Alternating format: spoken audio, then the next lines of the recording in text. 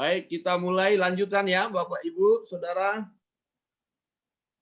Ya, baik, kita melihat tadi, ya sambil yang lain masih masuk. Nah, dalam perumpamaan ini jelas sekali ada dua hal di sana. Ya, perhatikan. Ya, jadi satu orang Farisi, satu pemungut cukai.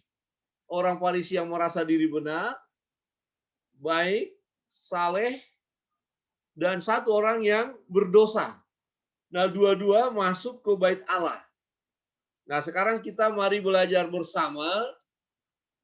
Nah, apa yang saudara temukan, ya gaya ibadah yang berbeda ini, sehingga nanti kita mengerti yang mana yang berkenan kepada Allah.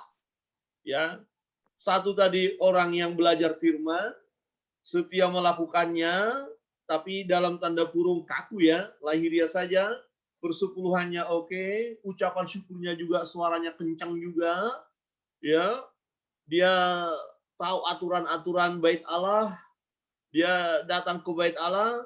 Nah, satu orang berdosa, pemungut cukai, ya. Kemudian bagaimana gaya kedua orang ini datang kepada Tuhan? Ya, mereka datang ke bait Allah. Nah, ini yang mau kita pelajari. Menurut Bapak Ibu, apa yang Bapak Ibu temukan ya di dalam diri orang Farisi ini? Silakan.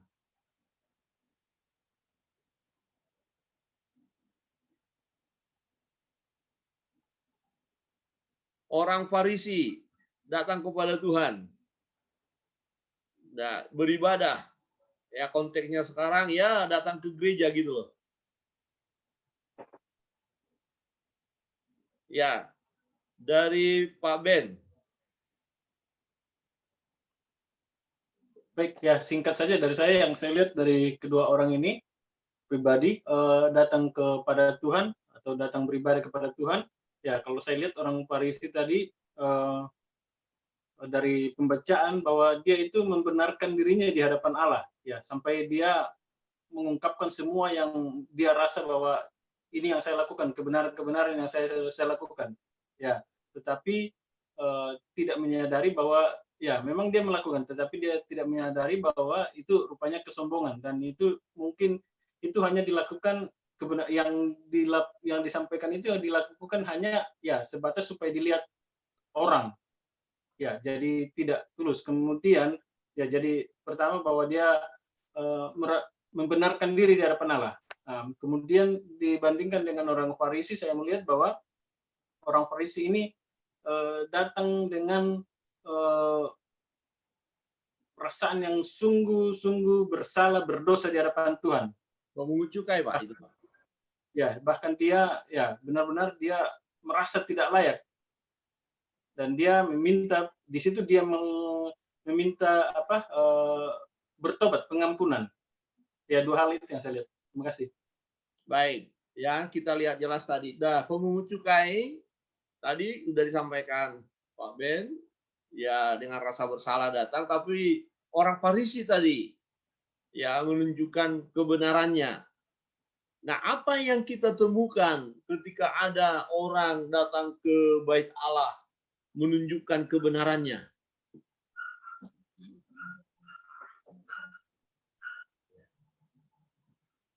Baik, selamat bergabung Bung Andi Moserang ya, bisa diikuti, bisa videonya dibuka juga. Kita sama-sama belajar. Baik.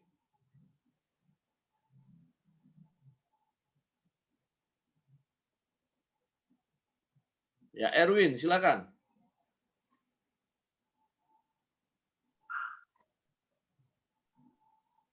Ya, sama ya kayak Pak Ben. Jadi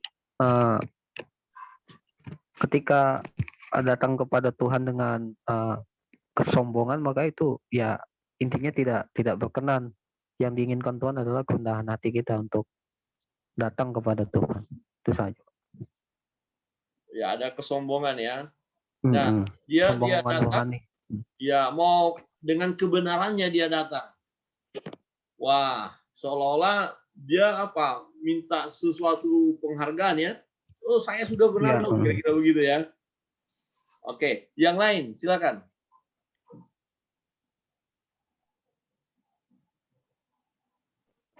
Ya, mungkin kalau dari saya, Pak, saya melihat di sini kalau orang Farisi itu datang pada Tuhan, ya dia pamer tentang apa yang dia sudah lakukan, dia bla bla bla bla, dan dia juga menyalahkan orang lain di sini kalau kita lihat. Aku tidak seperti orang yang sudah begini, sudah begini, sudah begini. Ya, dia di situ mungkin kalau kita dibilang di gereja dia berteriak-teriak, sehingga mungkin udah suaranya orang Farisi aja ini yang kedengaran. Sedangkan pemungut cukai di situ menengadah-ada dan tidak berani. Dia benar-benar merendahkan hati di hadapan Tuhan. Ya, dia meminta pengampunan kepada Tuhan. Ya, mungkin itu dari saya. Baik, makasih Ibu Yuliana. Jadi tadi dari Pak Ben sama dengan Erwin, ya kita datang ke Bait Allah melayani atau beribadah, jangan datang dengan membenarkan diri ya, menganggap diri lebih hebat, lebih benar. Saya sudah begini, sepertinya menuntut. Nah, yang kedua dari Bu Pablis tadi saya lihat, ya jangan menyalahkan orang lain. Ya, jangan menyalahkan orang lain. Nah, kira-kira dua hal ini coba kita lihat. Pernah nggak kita terjebak dalam situasi seperti itu? Ketika kita datang melayani Tuhan, konteks kita sebagai pelayan Tuhan, kita sudah merasa diri yang paling benar lah. Saya sudah lakukan kok ini, saya sudah buat ini, sudah buat ini. Nah, yang kedua, menyalahkan orang. Ya, kita lihat kenapa sih dia itu melayani kayak gitu? Kenapa sih dia itu duduknya seperti itu? Kenapa sih dia itu bla bla bla? Kira-kira pernahkah kita atau adakah kemungkinan kita terjebak dengan situasi seperti orang Farisi ini? Yang kasih pandangan silakan.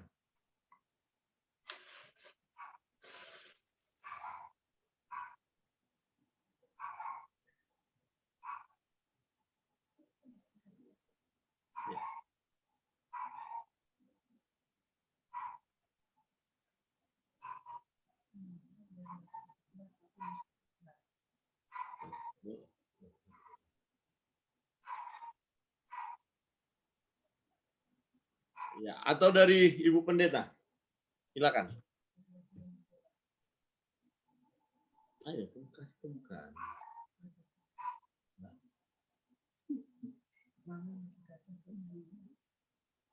Ya, kata Ibu Pendeta, tunggu yang lain dulu katanya. Silakan.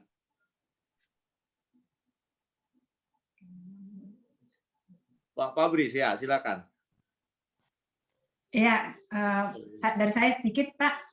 Ya, pasti pernah, jujur ya, pasti pernah. Mungkin kita sadar nggak sadar, kita melihat orang datang ke gereja, kok bajunya seperti itu ya, kok duduknya seperti itu ya, kok dia nggak tepuk tangan, kok nggak, ya pasti seperti itu. Nah, kita yang sebagai pelayan-pelayan Tuhan, melihat yang di atas, kalau kita pas yang di bawah, petugas di bawah, ada aja yang harusnya kan seperti itu, harusnya kan seperti itu. Nah, mungkin di situ kita harus bisa ini juga ya, bahwa seharusnya tidak seperti itu. Kita saling mendoakan kalau memang toh kita harus saling mengingatkan kalau memang ada sesuatu. Ya, yang saya bilang tadi ya, sadar nggak sadar itu pasti pernah kita lakukan, pasti pernah timbul dalam hati kita, pikiran kita seperti itu. Ya. Baik. Terima kasih, Bu. Jadi kita garis bawahi di sana, kalau melihat ada yang kurang beres, menegur, menilai tujuan baik, tidak ada masalah. Ya, bukan berarti kita merasa diri benar. Tetapi ya yang dari pembelajaran kita, orang Farisi ini memang menyalahkan, menganggap dirinya benar begitu. Jadi bukannya memberikan solusi, bukannya tadi seperti yang Ibu Yuliana katakan, yang menasehati, bukan, tapi memang mempersalahkan. Nah, kita harus waspada ya, jangan sampai kalau kita sudah menganggap diri kita benar, menyalahkan orang lain, konsentrasi kita ibadah pun buyar. ya kita nggak fokus sebenarnya. Ya, ada satu ilustrasi, pernah mungkin Bapak Ibu membacanya itu. Jadi ada seorang muda berkata, ini gimana sih orang ini ke gereja, masa main HP, masa cerita-cerita, masa begini. Dia protes sekali, dia kecewa. Ya, nah kemudian satu ketika ya dia tanya kepada seorang ya rohaniawan lah katakan begitu. Nah terus rohaniawan itu kasih wadah semacam apa gelas, kemudian isi air. Jadi dikatakan kamu kelilingi gereja 10 kali. Padahal besar luas sekali gerejanya. Nah, jangan sampai ada yang tumpah. Nah, kemudian anak muda ini mengelilingi gereja 10 kali. Tidak ada yang tumpah. Nah, kemudian ditanya, kamu lihat nggak tadi di belakang gereja siapa? Dia bilang enggak. Nah, kamu lihat nggak tadi ada batu jatuh? Enggak. Kamu lihat tadi ada anjing lewat? Enggak. Nah, terus tanya, kenapa kamu nggak lihat? Saya konsentrasi pegang mangkok itu supaya air jangan jatuh. Ya, jadi persoalannya gini, kenapa kok dia lihat orang itu main HP, orang itu main ini, main itu? Nah, rupanya dia nggak konsentrasi ibadah, dia konsentrasi di sekelilingnya. Nah, jadi rupanya masalahnya adalah di dalam anak muda itu. Ya, jadi fokuslah kepada Tuhan, ya kira-kira begitu pelajaran ilustrasinya itu, supaya kita nggak terlalu memusuhi yang lain. Nah, untuk orang Farisi memang dia mencari kesalahan orang lain supaya membenarkan dirinya. Ya, nah ini juga waspada. Kenapa? Karena kita dekat-dekat dengan orang Farisi ini, gaya kita ini, semakin kita banyak belajar firman, bahaya loh. Semakin sedikit-sedikit firman yang keluar. Nah, jadi akhirnya orang bilang, kayak orang Farisi aja itu, statusnya aja firman Tuhan tiap pagi. Tapi coba, ya kalau dekat-dekat kita tinggal di rumahnya, ya suaranya aja melengking sampai 10 rumah kedengaran. Ya, tapi kalau di gereja, ayat-ayatnya muncul begitu kira-kira. Ya, jadi itu sangat berbahaya. Nah, baik. Kita perhatikan apa yang dilakukan oleh orang Farisi ini. Nah, dia rupanya terjebak dengan rutinitas. Ya, dari penampilannya wah baik sekali. Hormat orang sama dia, salut. Ya, karena memang penampilannya rohani banget lah. Ya. Tetapi ternyata dicela oleh Tuhan. Jadi apa yang dia buat, ya persepuluhannya tidak berkenan di mata Tuhan. Ucapan syukurnya tidak berkenan kepada Tuhan. Ya doanya yang mengangkat tangan, teriak-teriak dengan jubah yang panjang, tidak berkenan kepada Tuhan. Nah, apa yang membuat tidak berkenan kepada Tuhan? Menurut Bapak Ibu? Ya. Kok akhirnya padahal sudah bagus sekali tuh. Mantap sekali sebenarnya kita lihat, tapi Tuhan bilang enggak. Silakan, Pak Fabris atau Ibu. Iya Pak, mungkin karena apa ya kesombongan dia dalam melakukan pelayanan ibadah dan hanya untuk secara ini aja, istilahnya mungkin dibilang tidak setulus hati, hanya ya istilah kebiasaan, bukan ini. Ya, hanya sebagai rutinitas, tetapi bukan perintah yang dilakukan. Baik, kira-kira ayat pendukungnya Pak di mana? Mau kita ambil dari yang Pak sampaikan tadi, yang dibaca tadi. 14. Ya, 14 ya. Oke, jadi kalau ayat 14 itu jelas sekali. Nah, karena dia tidak berkenan, dia meninggikan diri, menyombongkan diri. Ya hebat sih kalau secara ukuran manusia, kalau kita lihat orang ini misalnya ada di gereja, wah saya sebagai gembala juga bisa kagum sama dia. Penampilan luar loh. Ya, tetapi Tuhan lihat hati. Ya, motivasinya apa. Jadi tidak ada ketundukan dia. Tidak mau merendahkan diri. Akhirnya dia direndahkan. Nah, bagaimana dengan pemungut cukai? Tadi Pak Ben sudah sampaikan ya. Nah, apa yang nilai-nilai yang baik yang kita temukan dari seorang pemungut cukai yang datang kepada Allah? Menurut Bapak Ibu, silakan langsung saja yang sudah dapat nanti dicatat masing-masing biar kita semakin diperlengkap ini. Ya, dari saya yang saya pelajari dari seorang pemungut cukai ini ada kerendahan hati, Pak. Kerendahan hati ya. Baik. Ada lagi? Ibu Moni? Bersedia bertobat. Oke, ini menarik. Bersedia bertobat. Di mana kita temukan itu, Bu? Ayat mana kira-kira?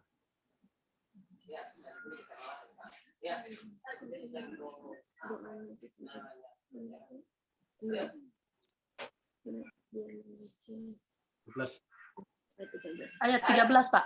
13 ya. Ya. Jadi memukul dirinya. Oh Tuhan gitu ya. Aku orang berdosa. Ya, aku orang berdosa gitu ya. Nah, jadi menghadap Tuhan perlu kita menyadari loh ya. Jadi sebelum kita melayani, sebelum kita beribadah, ya perlu mungkin dalam perjalanan, misalnya 1 minggu ini kita mau melayani, tapi 1 minggu ini ada nggak beres. Nah, itu sebabnya kita perlu mohon ampun di hadapan Tuhan lah. Ya, kami sadar dalam minggu ini ada masalah, ada pikiran yang kacau, perkataan yang tidak baik. Ya, supaya apa? Supaya kita layak melayani Tuhan. Jadi kita mohon ampun dulu. Nah, bahaya kalau kita merasa diri benar. Nggak usah berdoa, nggak usah persiapan, nggak usah minta maaf, minta ampun, nggak usah. Nah, itu berbahaya. Karena kita telah memposisikan diri kita seperti orang Farisi tadi. Saya benar kok, saya lakukan firman kok, saya berpuasa kok. Ini ya, luar biasa sebenarnya. Ya, tetapi sangat disayangkan ya. Dia tidak ada kerendahan hati. Nah, pemungut cukai, benar tadi, mau bertobat ya, Ibu Boni tadi katakan, bersedia bertobat. Nah, pertanyaannya, ya, adakah kita siap bertobat? Ya, dibaharui tiap-tiap hari, amin. Amin. Ya, puji Tuhan ya. Jadi kita nggak beres-beres banget kok, semua kita. Pelayan-pelayan Tuhan, kita harus menyadari itu. Kita perlu ya dibersihkan terus-menerus ya, membenahi diri. Baik, ada lagi hal yang baik sekali dari seorang yang berdosa ini yang perlu kita contoh, kita teladani ya, ketika menghadap Allah. Ya, tadi bertobat ya, mengakui dosa tadi, ya, ada kerendahan hati, apa lagi Bapak Ibu? Datang sebagaimana kita ada. Karena kebanyakan ada juga menunggu untuk menjadi sempurna dulu baru datang ke gereja. Padahal setiap orang itu tidak perlu harus sempurna, harus rohani bagaimana untuk datang menghadap Tuhan. Jadi kalau menurut saya dia datang dengan apa adanya dia menghadap Tuhan dan mengaku dosa. Baik, terima kasih Gedalia. Ya, begitu ya. Jadi enggak, nanti saya beres dulu. Nah, Pak Pendeta pernah melayani seseorang waktu di Jawa. Dia tidak mau ke gereja karena dia bilang, saya masih berdosa kok, nanti aja lah. Kalau saya sudah lepas dari dosa saya, baru saya ke gereja. Sepertinya rohani. Tapi itu salah. Ya. Nah, di satu tempat kami pernah diskusi salah seorang penatua di satu gereja. Ya, dia mempersalahkan doa bapak kami. Ya, salahnya ampunilah kami, ya dibilang begitu. Nah, dia bilang kan sepertinya kita mempermainkan Tuhan. Nah, hari Minggu kita bilang ampunilah kami. Ya, terus hari Senin, Selasa, Rabu kita udah berdosa, melakukan dosa lagi. Jadi hari Minggu yang nggak usah ke gereja dulu lah, sampai nanti benar-benar bisa tidak melakukan dosa, sehingga kita tidak main-main waktu minta ampun, dikatakan begitu. Sepertinya rohani. Tapi itu teologi yang keliru. kita nggak bakalan bisa sempurna dengan kekuatan kita. Justru, seperti Gedalia tadi katakan, justru ketika kita sadar berdosa, ya di dalam keberdosaan itulah datang kepada Tuhan. Tapi jangan berbuat dosa lagi, artinya ya seperti yang Ibu Moni tadi katakan, ya mengakui dan mau berubah. Ya, baik. Ada lagi? Dari pemungut cukai yang memang nyata-nyata orang berdosa. Ya. Apa yang Bapak Ibu temukan dengan kata berdiri jauh-jauh, bahkan tidak berani menengadah ke langit? Merasa tidak layak. Iya, merasa tidak layak karena menghampiri tahta kudus, tidak berani melihat ke surga ya, ke atas. Ya, ini kita. Ya, tidak menyombongkan diri dia. Dia nggak layak. Ya. Baik, dari Ibu Pendeta tentang orang pemungut cukai. Silakan. Hal yang positif. Ya, saya pikir sudah disebutkan semua ya, karena memang dia tidak layak dan dikatakan juga ya Allah kasihanilah aku orang berdosa. Itulah sebetulnya yang terpenting di situ, merasa bahwa kita ini adalah orang berdosa, bukan orang benar. Jadi ketika kita merasakan itu ya siapa orang Farisi ini datang kepada Tuhan dengan motivasi yang benar bahwa dirinya adalah tidak layak di hadapan Tuhan. Baik. Jadi kita sudah lihat tadi gaya dua yang berbeda ini. Ya, termasuk bagaimana mereka menghadap Allah. Nah, sekarang kita masuk poin yang ketiga. Hasilnya. Ya, hasil garis akhir.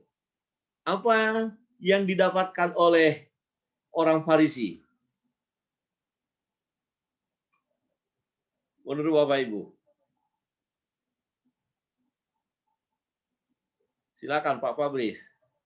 Iya, hasil akhir dari orang Farisi ya, karena memang dia pada awalnya datang dengan kesombongan, datang dengan keangkuhan. Nah, firman Tuhan katakan bahwa barang siapa yang meninggikan diri itu akan direndahkan.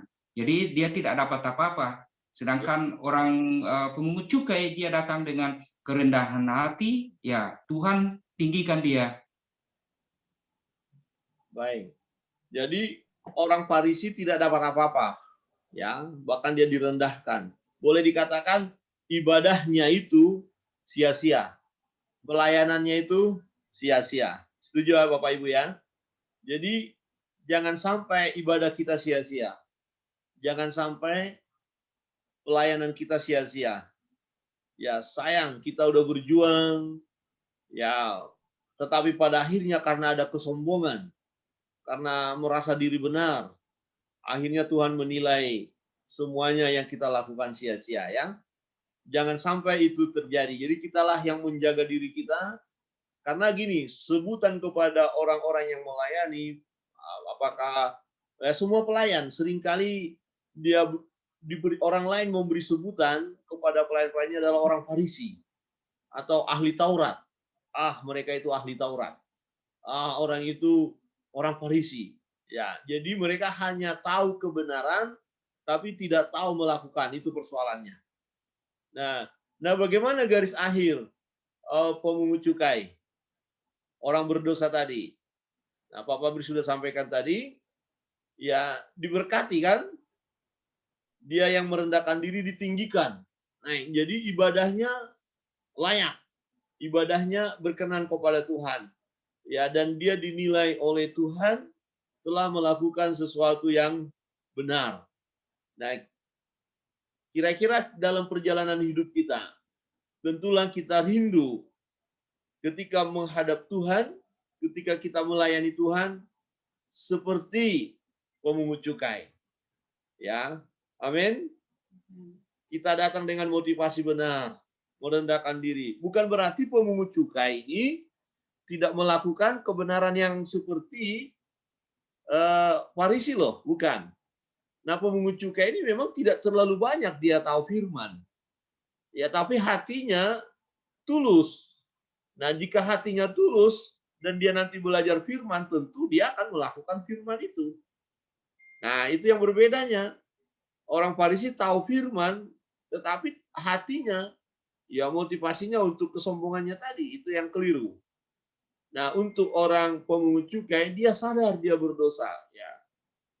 Dia sadar dia tidak punya apa-apa, ya. Jadi dia sadar bahwa dia memerlukan Tuhan. Karena ada kerendahan hati dan mau bertobat, akhirnya Tuhan memberi pujian, ya. Ayat 14 tadi jelas garis akhirnya. Karena dia merendahkan diri, akhirnya Tuhan tinggikan. Nah, kiranya kebenaran firman Tuhan, pelajaran pada malam hari ini menolong kita bagaimana kita menghadap Allah. Konteks sebagai pelayan Tuhan, bagaimana kita sebagai pelayan-pelayan Tuhan. Waspadalah, jangan sampai kita terjebak dengan gaya Farisi. Ya. Karena potensi untuk itu ada, Bapak Ibu. Saya ingatkan, semua hamba-hamba Tuhan, pelayan-pelayan Tuhan, potensi untuk sombong ada. Ada, sangat-sangat ada. Dan banyak hamba-hamba Tuhan setelah dia dipakai oleh Tuhan mulai sombong. Sangat-sangat sombong. Ya, itu terjadi. Nah, ini menjadi peringatan bagi kita. Nah, kita mau belajar dari seorang pemungut cukai yang tetap menjaga diri, ya, takut akan Allah. Memandang ke surga pun dia tidak berani. Dekat ke altar pun dia tidak berani. Artinya menyadari dirinya tidak layak, tetapi ada ucapan syukur karena dia toh bisa masuk juga ke bait Allah, dan bahkan yang menarik adalah dia mendapatkan pujian, ya. Ya, karena dia merendahkan diri akhirnya ditinggikan oleh Tuhan. Biarlah melalui pelayanan kita, ibadah kita bersama, kita ditinggikan oleh Tuhan. Amin. Kita ditinggikan. Jadi mari komitmen kita melayani, memberi yang terbaik, kiranya terus kita kumandangkan, ya, Bapak Ibu. Baik, kita masuk dalam doa. Kita akan doakan persiapan kita, pelayan. Kita doakan Ibu Ros dan juga ibunya Dakstan yang sakit, yang terpapar virus, ya. Kita berdoa untuk kekuatan kesehatannya. Jadi masalah virus COVID bukan aib, itu bukan sesuatu yang aneh, sehingga nggak apa-apa kita tahu satu dengan yang lain supaya saling mendoakan, ya. Dan kita masing-masing juga menjaga diri. Doakan Pak Agus Diwo juga flu, ya. Saya tidak tahu apakah udah dicek atau belum. Saya kemarin bilang tolong dicek supaya tetap, dan saya minta mereka pakai masker selalu, dan selalu dikatakan, ya Pak Pendeta, kami pakai 2 lapis masker ini, gitu. Ya, kita berdoa teruslah karena situasi yang ada ini kita tidak mengerti. Kita berdoa untuk pelayanan hari Minggu supaya sungguh Tuhan berkati. Hari Minggu kita masih online, ya, dan perjamuan kudus kita undur ke minggu depan. Kita berdoa supaya minggu depan kita sudah bisa onsite, ya, sudah bisa masuk gereja supaya lebih nyaman perjamuan kudusnya, ya. Lebih sejahtera kita melakukannya. Jadi kita doakan ini. Mari kita berdoa bersama-sama. Bapa di surga, kami bersyukur untuk pembelajaran kami, pertemuan kami melalui Zoom pada malam hari ini.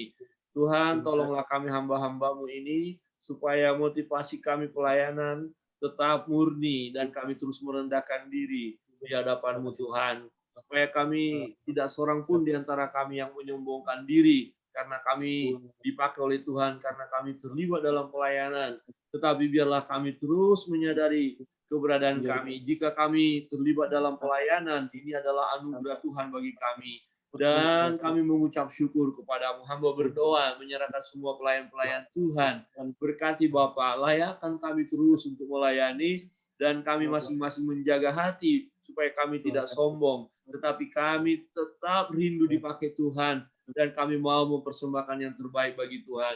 Sahabat-sahabat kami, teman-teman, pelayan-pelayan yang lain yang belum bergabung pada malam hari ini, kami serahkan mereka kepadamu. Tuhan, berkatilah mereka. Yang sakit kami serahkan dalam tangan kasih Tuhan. Ibu Ros, Tuhan jamah, Tuhan sembuhkan supaya dia menang menghadapi virus itu, dan juga ibunya Dastan, Tuhan jamah, Tuhan berkati, Tuhan tolong berikanlah pemulihan bagi mereka, dan juga keluarga Pak Agustio, Tuhan jamah, Pak Agustio, ibu dan anak-anak, Tuhan berkati, beri kekuatan, beri kesehatan, beri sukacita. Bapak, semua pelayan-pelayan-Mu dan semua sidang jemaat kami bawa pada saat ini dalam hadirat Tuhan. Berkatilah mereka, Bapak. Tuhan beri kekuatan, kesehatan. Tuhan tolong kami semua ya Tuhan. Dan untuk kami pelayanan hari Minggu, Tuhan berkati. Semua yang akan terlibat dalam pelayanan, Tuhan berkati. Tuhan kuduskan, layakkan kami Tuhan. Kami rindu terus melayani dan mempersembahkan yang terbaik bagi-Mu. Kami berdoa supaya minggu depan kami bisa ibadah di gereja. Dan untuk minggu ini kami masih melalui virtual. Tuhan tolonglah secara supaya jemaat dapat mengikuti ibadah dengan baik. Walaupun jarak kami jauh satu dengan yang lain. Bapa di surga, kami bersyukur dan terus menyerahkan seluruh hidup kami. Semua pelayan-pelayan-Mu, kami percaya Engkaulah yang memberkati kami. Pelayanan kami tidak sia-sia Tuhan. Kami bersyukur, kami percaya itu, dan Tuhanlah yang terus memberkati kami. Jika malam hari ini kami masuk dalam istirahat kami, Tuhan memberkati kami, memulihkan kekuatan kesehatan kami.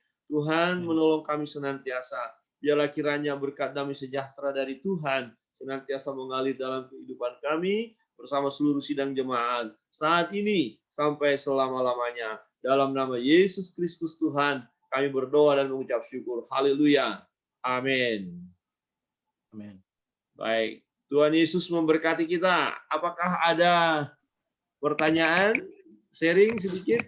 Waktu kita ada 5 menit lagi.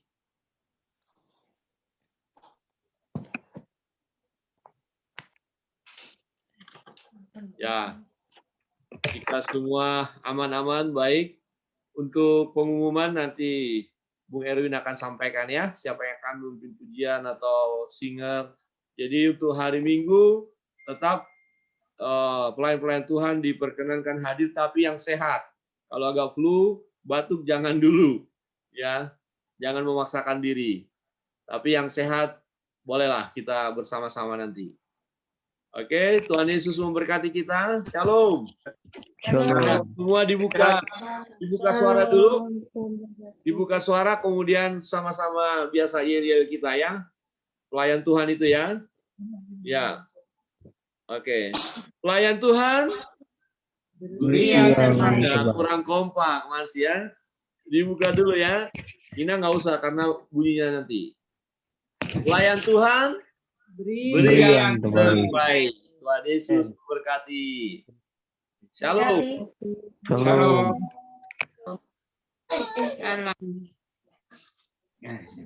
Kita keluar gimana? Keluar aja langsung. Pencet mana? Pencet ini. Apa saja dipencet lu, nggak apa-apa. Keluar. Haleluya. Gimana aja?